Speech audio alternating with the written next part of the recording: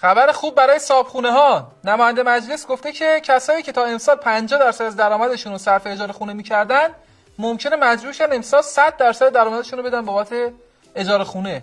خب حالا ما باید یقه کیو بگیریم؟ باید دهن کیو سرویس کنیم بابت این افزایش اجاره خونه ها؟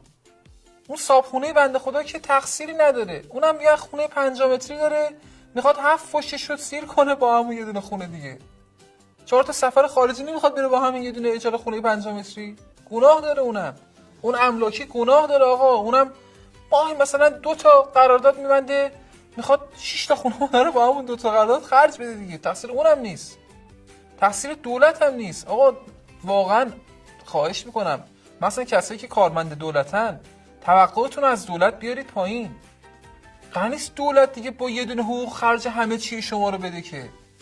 سعی کنید 2 شغله بشید، 3 شغله بشید. دولت هم گناه داره آقا. همین از پس اجاره خونه شما بر بیاد هنر کرده. به نظرم ما زیاد داریم فضا اشغال میکنیم. یه مقدار کوچیک‌تر بشید. واقعا ما بزرگیم به عنوان کسایی که اجاره خونه ندارن، یه مقدار اندازمون زیاده. سعی کنید قوز بگیرید که خم بشید. چه اینقدر بلند؟ اینقدر زیر نور آفتاب نرید. یه راشیتیسمی بگیرید که بتونید نرم بشید، تو جاهای کوچیکم جا بشید. آدمای قد بلند